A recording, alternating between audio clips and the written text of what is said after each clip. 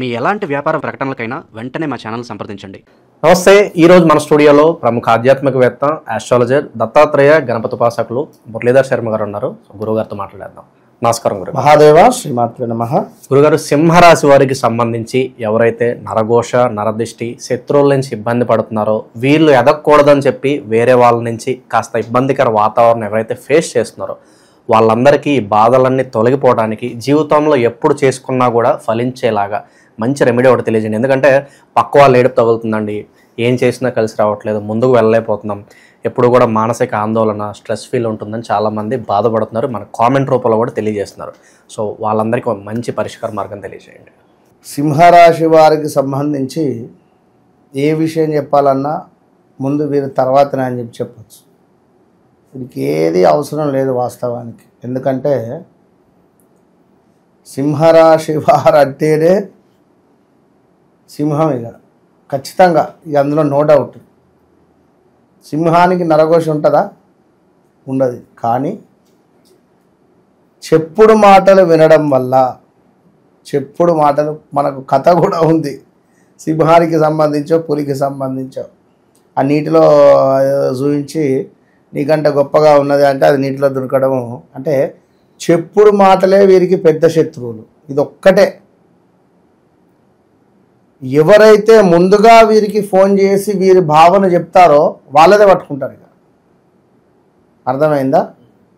ఎవరైతే ముందుగా ఫోన్ చేసి ఇప్పుడు ఒక బిజినెస్ జరుగుతుంది అక్కడ, లేదా ఒక ఆఫీస్, లైక్ ఒక షాప్, వాళ్ళ బాసుది సింహరాశి అనుకో. ఒక 10 మంది, ఒక 8 మంది వర్కర్లు ఉన్నారు అక్కడ. ఈ 8 మందిలో ఒకరికి తెలియకుండా ఒకరితో టచ్లో ఉంటాడు. ఈయన ఉండి వీరి గురించి వాడేమంటాడని కానీ, లేదా వారు ఎట్లా పని చేస్తాడో మంచిగానే చేస్తాడా అని కానీ, మళ్ళీ వాళ్ళని పిలిచి వీళ్ళు మంచిగానే చేస్తారా అని కానీ ఇట్లా తెలుసుకుంటూ ఉంటారు. ఇందులో ఎవరైతే ముఖ్యంగా సార్కు బాగా దగ్గరుండి వీడు అట్లా చేస్తాడు, వాడు ఇట్లా చేస్తాడు, వీడిది వాడది, వీడిని తీసేస్తేనే బాగుంటుంది, నెక్స్ట్ మంత్ కొత్త వాళ్ళని పెట్టుకోవాలి, మనకు వీని వాళ్ళు ఇంత లాస్ వస్తుంది అంత లాస్ వస్తుందని ఎప్పుడైతే ఈ చెంచాగిరి చేస్తూ ఉంటారో వీరిని ఎక్కువ నమ్ముతారు వీరు. అయితే వీనికి వానికి లొల్లి కావచ్చు అక్కడ, వీళ్ళిద్దరికి లొల్లి అయిందేమో. మరి నాకు అతని గురించి చెడుగా చెప్తున్నాడు, మరి అతను గత కొంతకాలం నుండి నా దగ్గర బాగానే పనిచేస్తాడు, మరి పాపం మంచివాడే, తన టైం బాగాలేదు కావచ్చును అని అనుకుంటే సరిపోతుంది. ఇక్కడ వీరి మాట విని పాపం వాడిని తీసేస్తారు. తీసేసేసరికి ఇబ్బంది ఎదురైతుంది. ఎప్పుడైనా సింహరాశి వారు మరలా చెప్తున్న 3 సార్లు చెప్పుడు మాటలు వినకండి. ఇది మీ జీవితంలో, మీ జిందగీలోనే ఇది పెద్ద మైనస్.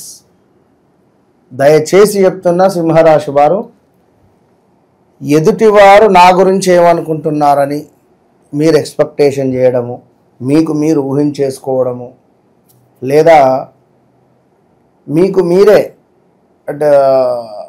డిసైడ్ చేసేయడం, వాడు ఇంతే అని చెప్పి డిసైడ్ చేసేయడం, ఇదన్నీ వద్దు. ఎందుకంటే వీరికి సామాన్యంగా ఈగో ఫీలింగ్ బాగుంటుంది. ఇక కింద కామెంట్లు చెడుగా పెట్టినా మంచిదే, కానీ నేను చెప్తున్నా ఉన్న విషయం, ఈగో ఫీలింగ్ ఎట్లాంటి ఈగో ఫీలింగ్ అంటే నేను, నా, ఇది నాది, ఇది నా జాగా, ఇది నా ఇల్లు, ఇది నా సంస్థ, ఇది నా మనుషులు, ఇంతే. వీళ్ళు ఎట్లా అంటే ఒక మనిషి వీరి దగ్గర ఉంటే ఆ మనిషిని వీరు కొన్నట్టుగానే చూస్తారు, ట్రీట్ చేస్తారు. ఇప్పుడు వీరికి ఒక డ్రైవర్ ఉన్నాడు, కేవలం మీరు కార్లో కూర్చోవడమే. ఉదయం 6ంటికి బయలుదేరారు, మళ్ళీ రాత్రి 10 అయింది, వచ్చారు. పాపం అతను నడుపుతూనే ఉన్నాడు. వచ్చారు 10ంటికి, ఇంటికి వచ్చిన తర్వాత తిన్నాం, పడుకున్నాం, మీకు ఏదో తెలివైంది, నువ్వు పొద్దుగా లేచినావు, వెళ్ళిపోయినావు. పాప రాత్రంతా అతను కారు నడిపి కాలు నొప్పితో ఉండొచ్చు. నువ్వు ఇంకా లేవలేదా, లేవబుద్ధి అయితే లేదా లేవవా, రెస్ట్ కావన్నా, ఇలాంటి కారాధ్యమైన మాటలు మాట్లాడతారు. ఎప్పుడైతే మన కింద పనిచేసే వారిని కానీ, మనతో ఉండేటువంటి వ్యక్తులను కానీ, మన ఇంట్లో ఉండేటువంటి భార్యను, భర్తను కానీ, వీరిని మనము ప్రేమగా చూసుకోవడం ద్వారా మనకు మంచి రిజల్ట్ వస్తుంది. ఎందుకంటే సూర్యుడు అధిపతి వీరికి. సూర్యుడు అంటే ఏంది? ఒక ఎనర్జీ. ఈ ఎనర్జీని మనం ఫామ్ చేసుకోవాలి అనుకుంటే ఒక పెద్ద తరహాగా ఆలోచించాలి, ఒక పెద్ద మనిషిలాగా మనం ఉండాలి. శనికి సంబంధించినటువంటిది నెంబర్ 8, వీరికి పెద్ద మైనస్. ఏలినాటి శనిలో ఉండేటువంటి వారు కానీ, అర్ధాష్టమ శనిలో ఉండేటువంటి వారు కానీ, లేదా శనితే పీడింపబడేటువంటి వారు కానీ ఈ సింహరాశికి సంబంధించినటువంటి వారితో జత కలవలేరు, ఇబ్బంది ఎదురవుతుంది.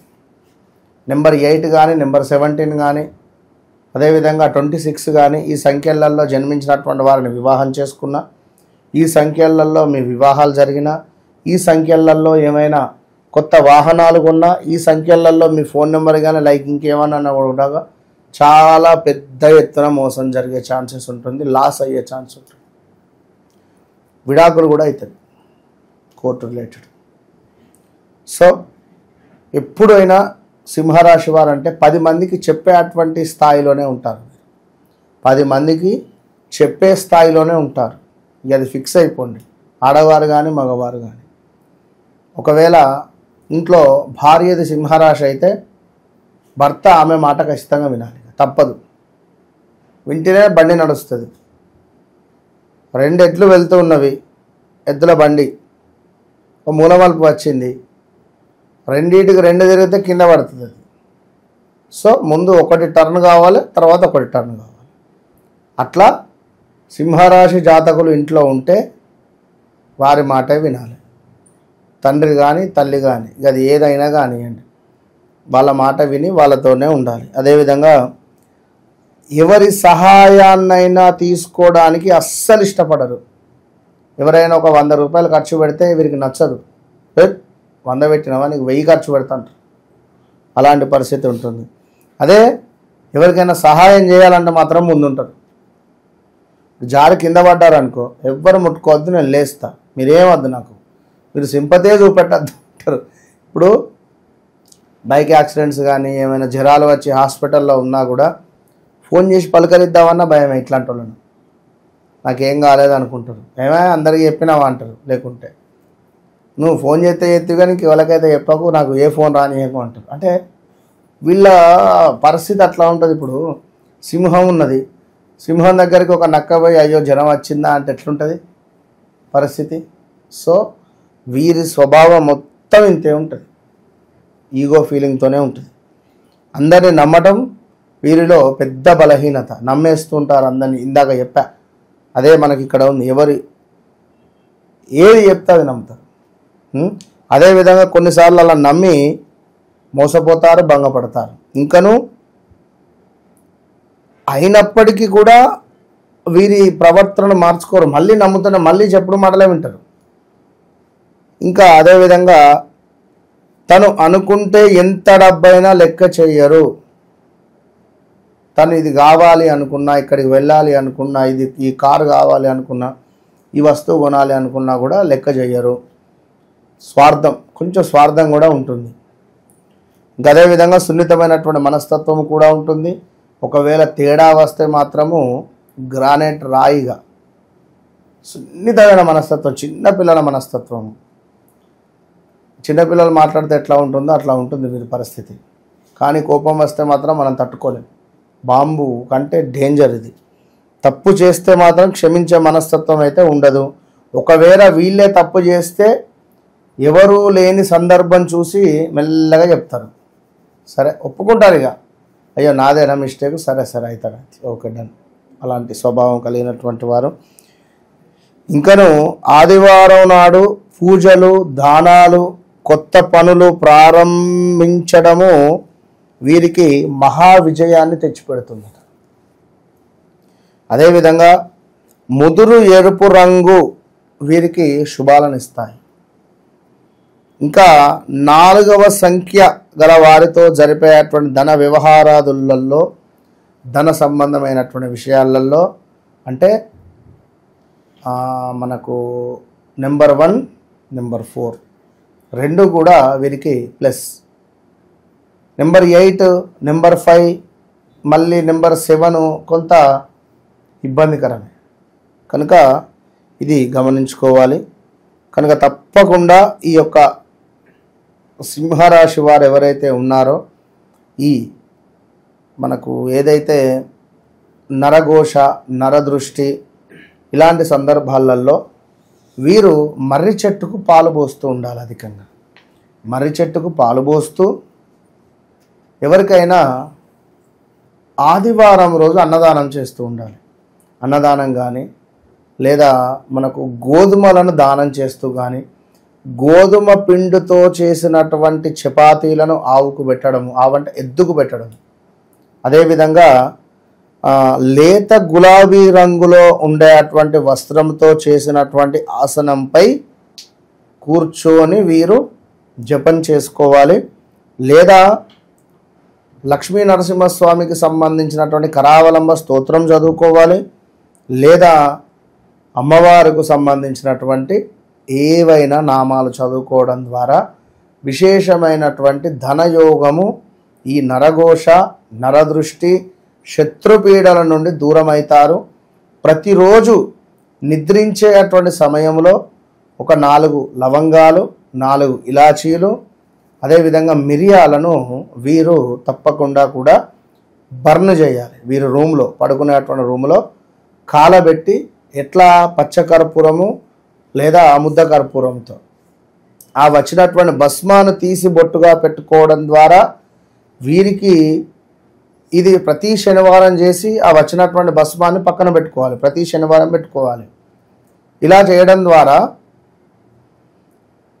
వీరికి ఎప్పటికీ ఇక ఈ నరఘోష, నర సంబంధించింది ఎప్పటికీ రాదుగాక రాదు.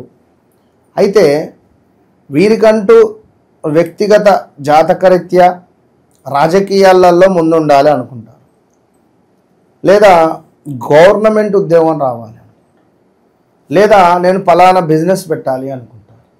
మరి అందులో రాణించాలా, రాణించకూడదా? సంతానం ఎప్పుడవుతుంది? మరి ఇదే సింహరాశి వారికి ఒకవేళ కనుక సూర్యుడు నీచలో ఉంటే ఇబ్బందే కదా. మరి ఈ విషయాలన్నీ మనకు ఎట్లా తెలవాలి? వ్యక్తిగత జాతకాన్ని చూసుకోవాలి. వ్యక్తిగత జాతకాన్ని ఎప్పుడైతే మనం చూసుకుంటామో మన జన్మ లగ్నము ఆ యొక్క నవాంశలో మనకు ఏం తెలియజేస్తుంది? రాబోయే వ్యక్తి యొక్క వివాహం చేసుకోబోతున్నాం, మరి ఆ వ్యక్తి యొక్క గుణగణాలు ఏమిటి, ఆ వ్యక్తి స్వభావం ఏమిటి, ఆ వ్యక్తి వాళ్ళ అమ్మ స్వభావం ఏమిటి, ఆ వ్యక్తి వాళ్ళ నాన్న స్వభావం ఏమిటి, ఇవన్నీ ఉంటాయి కదా. అయ్యో తల్లిదండ్రులకు ఒక పిల్లనిస్తున్నామంటే, సో ఇలాంటి విషయాలైనా కూడా మనం చెప్పచ్చు. ముక్కు ముఖం తెలియకుండా వారి యొక్క స్వభావం మనం చెప్పవచ్చును.